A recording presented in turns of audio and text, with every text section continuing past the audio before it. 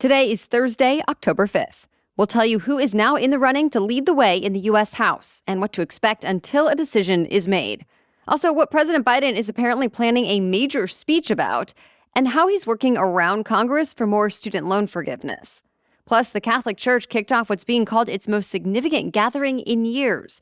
Which age group seems to be struggling to get the newest COVID vaccine?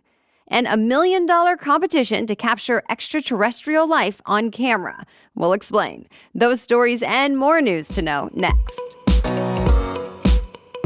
Welcome to The Newsworthy. All the day's news in around 10 minutes. Fast, fair, fun, and on the go.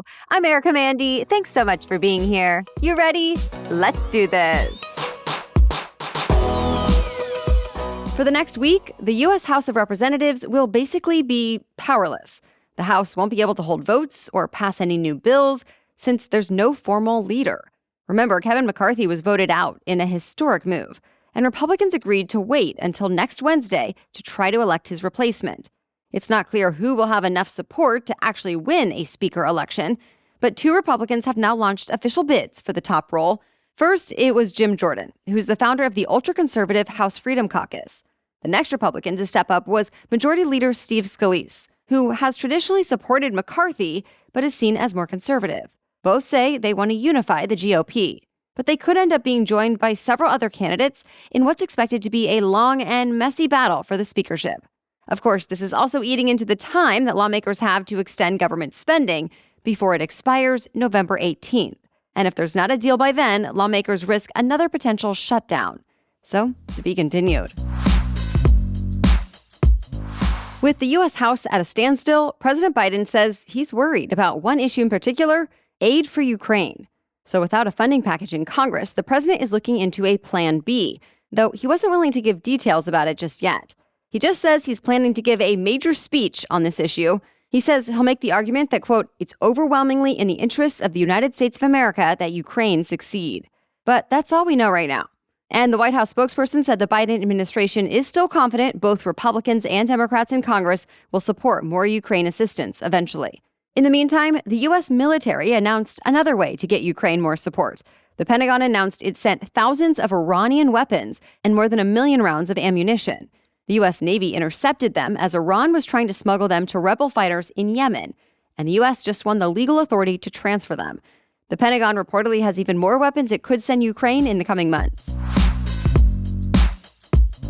President Biden announced a way he's working around Congress to tackle another issue, too, student loan debt. He approved another $9 billion in student loan forgiveness, helping 125,000 Americans with their debt. The Secretary of Education says they're fixing, expanding, and simplifying certain programs to help more people qualify for the debt relief they're eligible for. With that, the White House has now forgiven a total of $127 billion of student debt for roughly 3.6 million borrowers since Biden took office. But all of that still pales in comparison to what Biden wanted to do, which was cancel up to $20,000 in student debt each for tens of millions of Americans. As you probably remember from over the summer, the U.S. Supreme Court struck that plan down, saying Biden overstepped his authority. So the White House says it's going to look for other ways to cancel debt through existing programs. Now keep in mind, federal student loan payments just restarted for most people on October 1st. Loan payments had been on pause for more than 3 years because of the pandemic.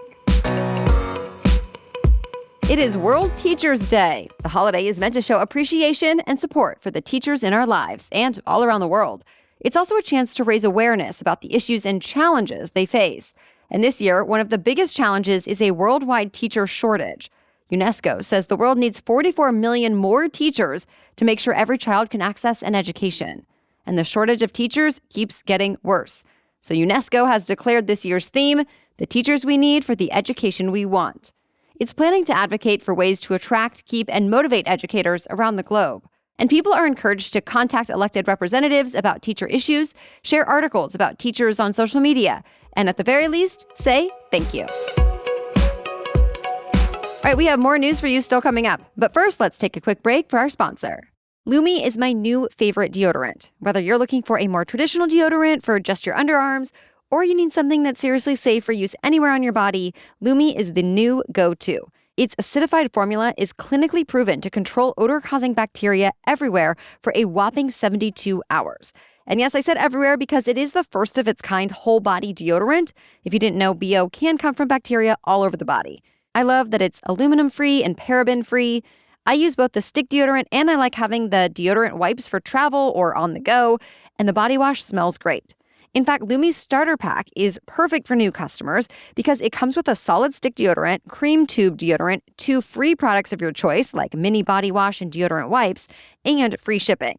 As a special offer for our listeners, new customers get $5 off a Lumi starter pack with code NEWSWORTHY at LumiDeodorant.com. That equates to over 40% off your starter pack when you visit LumiDeodorant.com and use the promo code NEWSWORTHY. Okay, now back to the news. Soccer players and fans all around the world are already gearing up for 2030. That's the 100-year anniversary of the Men's World Cup. So FIFA announced it's doing something special. It was decided this week that the 2030 tournament will be hosted by 6 different countries in 3 different continents: Europe, Africa, and South America.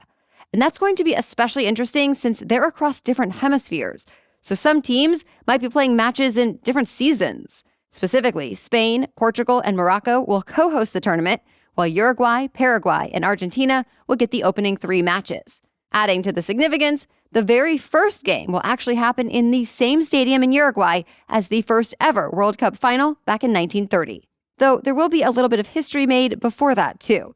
The 2026 World Cup will be the first one to be played in more than 2 countries, with the U.S., Canada, and Mexico co-hosting across 16 cities. And that kicks off in the summer of 2026. The Catholic Church kicked off what's being called its most significant gathering in years.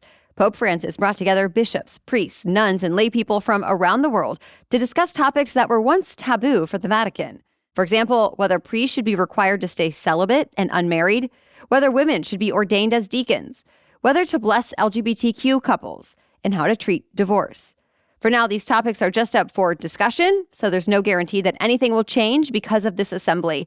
But some conservative Catholic leaders, especially here in the U.S., have still criticized the very nature of the assembly, saying it could be a decoy for progressives to destroy the church's traditions. On the other side, supporters see it as a chance to make the church more inclusive. Either way, it will be a while before we know exactly what comes out of this gathering. The participants will have to reconvene next year to present formal recommendations. Then the Pope will decide which ones will be able to take effect by 2025. UK's Prime Minister wants to put a plan in place now that would eventually ban cigarettes completely. If it goes through, the legal age that people in England could buy cigarettes would go up by 1 year every year until it's eventually illegal for everyone. Prime Minister Rishi Sunak says this would stop teens from taking up cigarettes in the first place and ultimately stop children who turn 14 or younger this year from ever legally buying cigarettes. Right now, the legal age there is 18. Before a change could happen, though, Parliament would have to approve the proposal. The measure would be one of the most aggressive anti-smoking policies in the world, though a similar measure was approved in New Zealand last year. Sunak also said his government would introduce measures to restrict the availability of vapes or e-cigarettes to children, like banning flavored vapes. Google unveiled a lot of new devices at its yearly hardware event. This year, we saw new phones, watches, earbuds, and a new Google Assistant. And as you might have guessed, Google incorporated artificial intelligence into almost everything. So let's start with the new Pixel smartphones. Google says they have improved cameras and AI features to spruce up photos. Plus, the screens are supposed to be brighter and more durable. For the Pixel Watch, the new version will have improved heart rate monitoring and new stress management features. Then there's the Pixel Buds Pro. Google says they'll now have features like conversation detection, similar to Apple's AirPods. Now on to Google Assistant, which is getting an AI-powered update thanks to Google's chatbot, Bard. It apparently can handle more questions and tasks and can give you more intelligent responses. And those are just a few examples of what Google announced at yesterday's event. Pre-orders have already begun, and shipping for most items is expected to start next week. The home security company Ring is betting its cameras can record more than just people showing up at your door. They're apparently ready to capture footage of some unearthly beings, too. The company announced what it's calling a $1 million search for extraterrestrials. Yeah, it wants Ring footage of a real extraterrestrial. Ring says it will have an expert review all submissions to decide if the footage is undoubtedly evidence of an alien life form. Once a winner is confirmed, they will receive a grand prize of $1 million. But even if you don't see any real aliens, you have a chance at some winnings. Ring also wants to see your most creative interpretation of an extraterrestrial sighting on your Ring device. Alien costumes, homemade spacecrafts, and alien-inspired communication are encouraged. For all those sightings that are not verified, creativity counts. And then you'll be in the running for a $500 Amazon gift card. Videos must be in by November 3rd. That's it for the main news today, so now it's time for Thing to Know Thursday. But first, this episode is brought to you by Honeylove. If you want to look and feel better in your clothes, or get something great for the women in your life, Honeylove is where to go. From bras to shapewear to leggings, I am so impressed. I've gone through a lot of leggings, and my favorite pair now, hands down, are Honeylove's Legging 2.0. They are breathable and versatile, the material is super soft and smooth, and I feel so confident with the fit and support. I even love the side pockets. And if you didn't already know, Honeylove is also the go-to for shapewear. It's sculptwear that is actually comfortable. For me, they're great for making sure any dresses or skirts I wear hang just right. Oh, and Honeylove offers great bras. You can get a relaxed lounge option called the V-Bra. It offers the support of a traditional bra without the uncomfortable underwear. Treat yourself to the best bras, shapewear, and leggings on the market and save 20% off at honeylove.com/newsworthy. Use our exclusive link to get 20% off, honeylove.com/newsworthy. And after you purchase, they ask you where you heard about them. Please support our show and tell them we sent you. Now back to Thing to Know Thursday. It's been 3 weeks since the CDC recommended new COVID-19 vaccines for everyone 6 months and older. But parents of young children are finding it especially hard to follow that recommendation since they just can't find kid-sized doses anywhere near them. There's a lot of reasons for that, but many of them have to do with the public health emergency ending earlier this year, meaning the private sector is now in charge of the rollout.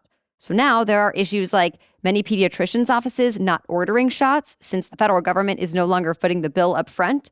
Also, there are no longer pop-up clinics for kids to get vaccinated. Most states don't let pharmacists prescribe vaccines, and in about half of the states, pharmacists can't even give shots to kids younger than 3, and there are no longer any exceptions. Some parents have also found that even when they do find a dose near them, it might be at a location that's out of network for their insurance plan, so not covered. And then there's another issue.